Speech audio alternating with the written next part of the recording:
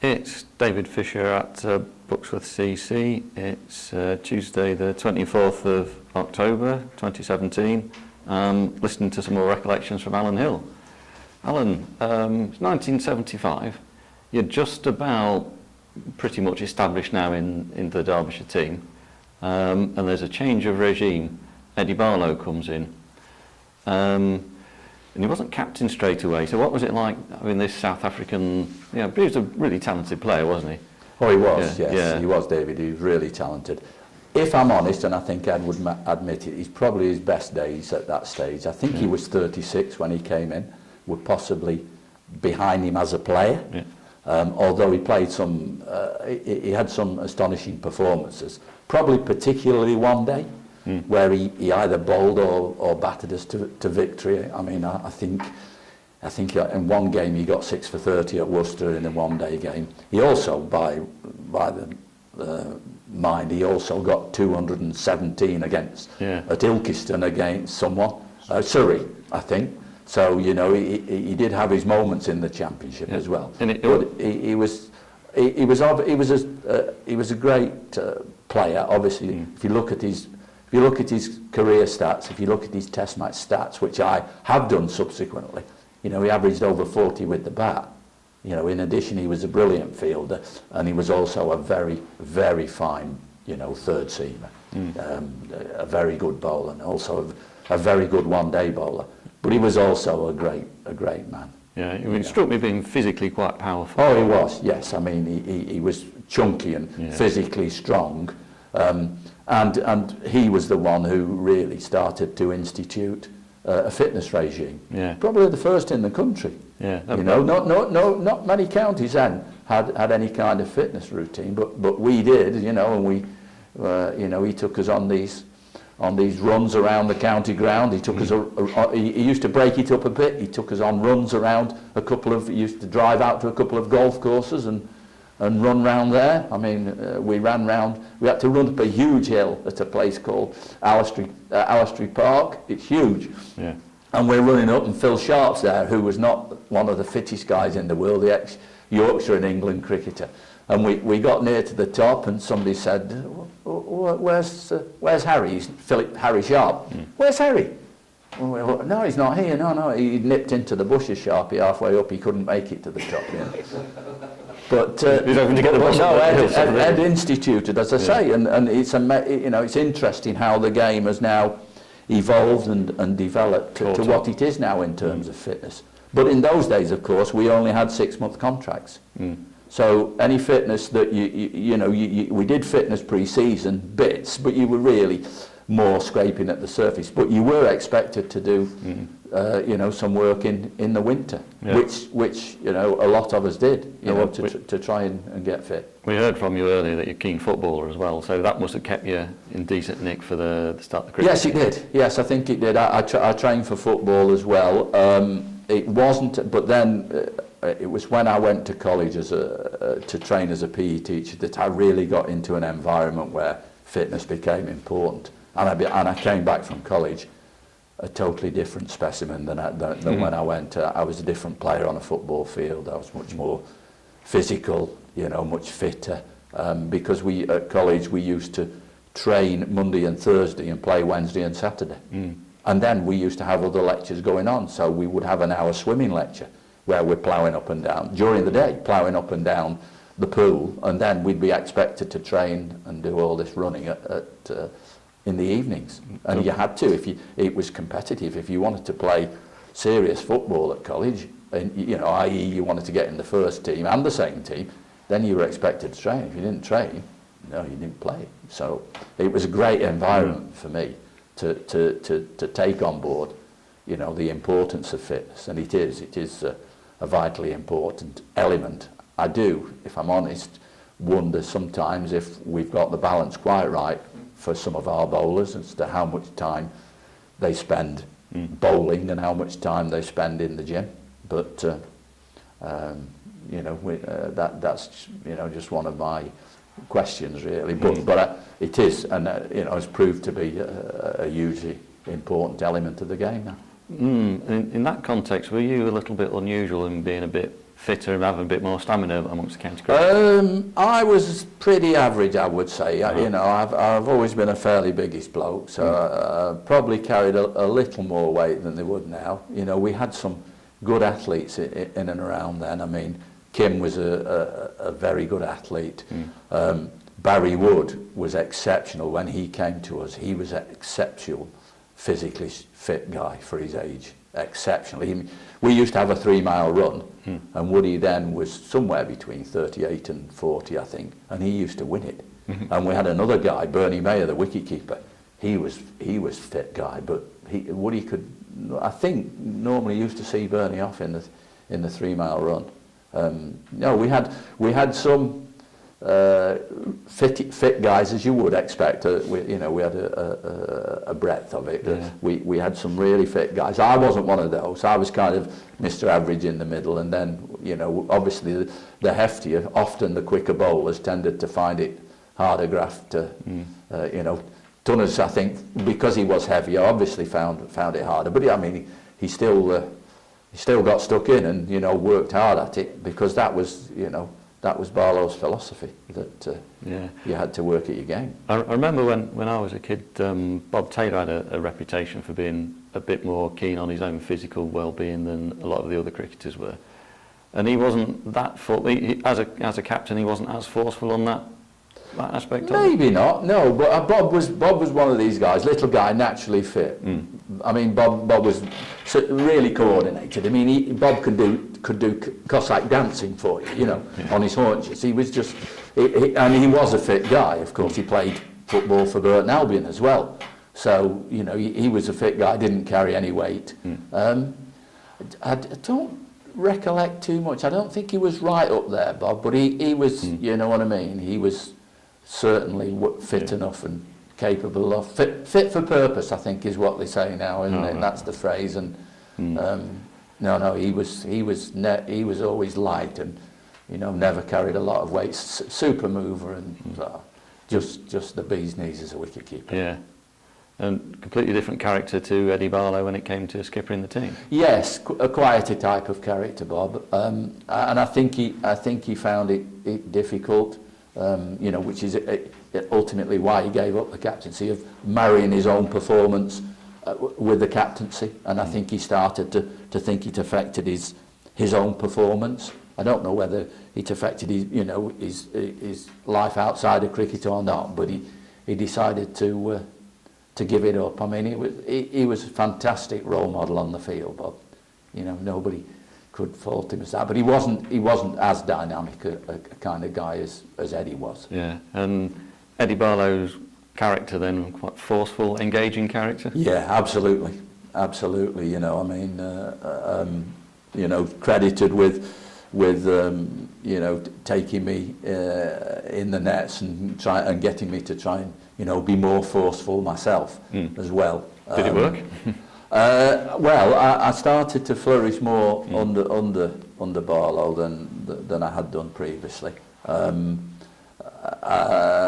would say probably ultimately I probably flourished a bit more even under Kim Barner, but it perhaps was the Ed was such a, as I say, such a positive kind of character to be around. You know what I mean? He would, you know, who do we play tomorrow? Or you know, it's only Yorkshire. We'll deal with them. I'll deal with them. Don't worry about it. You know. And, Derbyshire's performances then began to pick up when Eddie was leading. Yes, the they team. did.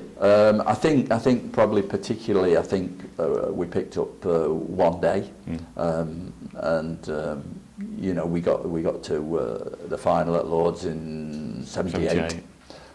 So yeah, and I think you know, Ed had a lot to do with that. He you know, he was a good man manager. He's a very shrewd man. Eddie was. He used to he used to weigh players up often. He used to like to go and you know, after training, he used to love to go up to a pub called the Broadway, which is on the Derby Ring Road.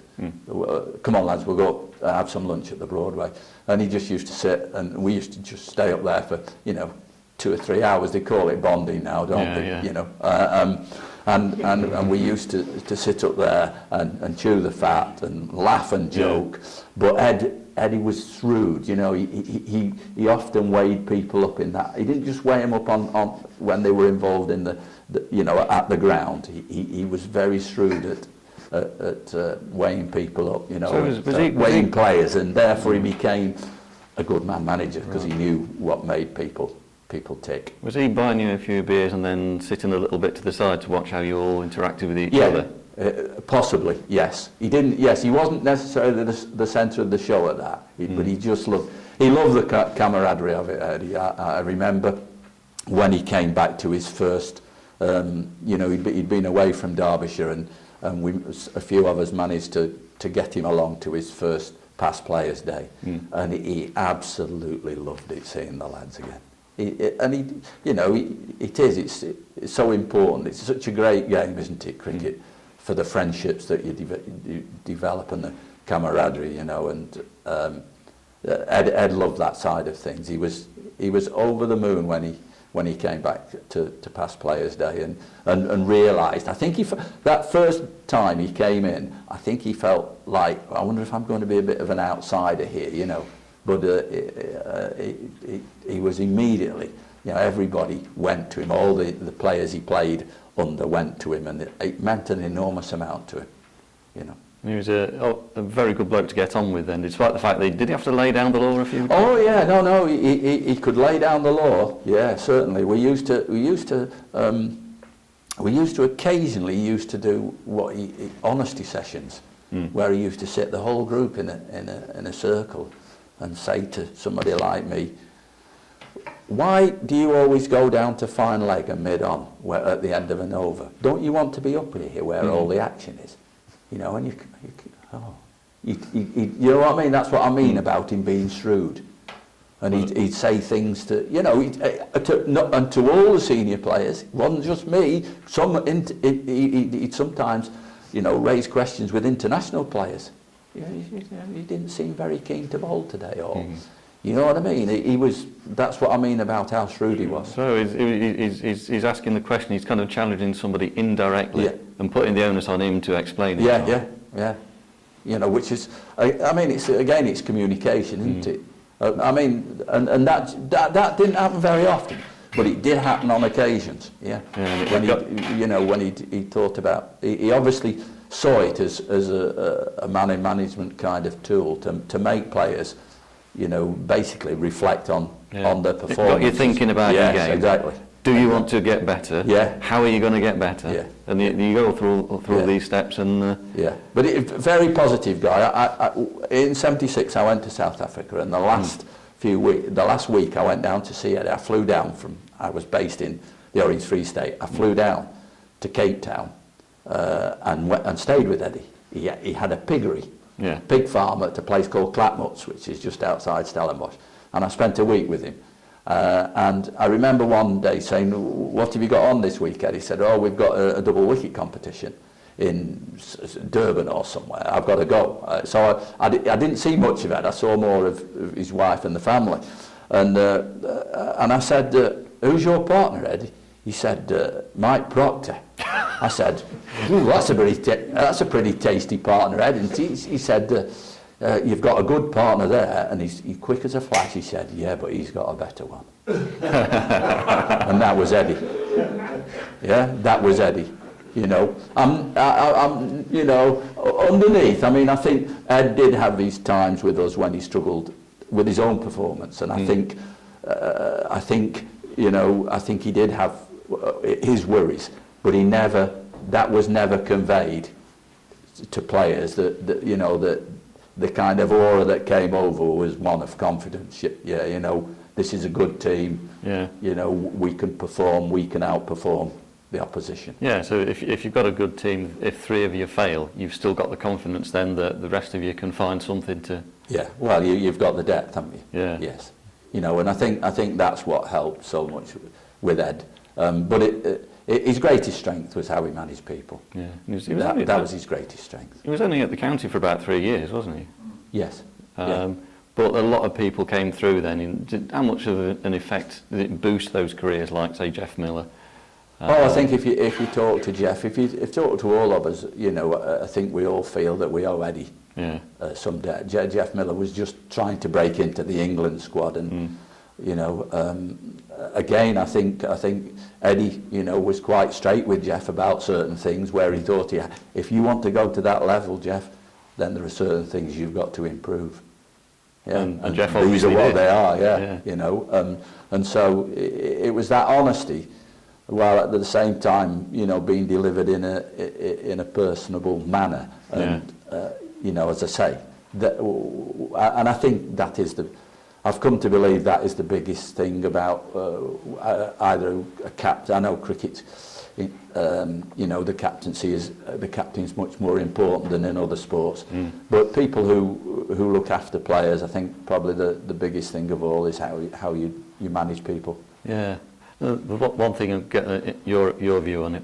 I heard about Eddie Barlow. Somebody suggested the peak of his achievement at Derbyshire was when you won the NatWest Trophy. That was 2 years after he'd finished, but you were still that team. That yes, we were largely, yes. I mean, the other interesting thing to reflect on that was that we did have some good players.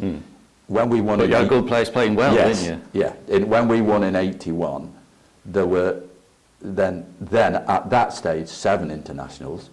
And then subsequently Kim Barnett became an international. So out of that side, 8 out of the 11 were internationals. So there was only myself, Colin Tunnicliffe and Paul Newman who did not become international cricketers. And you know, that's kind of reverberated with me over the years, because you know, you don't think, you think, well, we must have been a pretty handy side then. And perhaps I was quite decent to be able to get into that side. Yeah, you know what I mean? Because it was, you know, with Wood, Steele, Kirsten Wright, Hendrick, Miller, Taylor. That was a pretty tasty lineup. You were keeping company with those people. Yeah, and it makes you, you realise that when you talk about it. You know, often I realise that, but when you actually talk about it, and then you think, yeah, look how good a player Barnett became. You know, the best, you know, most runs by any Derbyshire player, and then obviously became an international as well. And you think, yeah, pretty decent side that was, wasn't it? Yeah. Okay. Well, brilliant recollections. We could go on for a bit more, but I think someone else might have a go. Right, thanks very much. No problem there.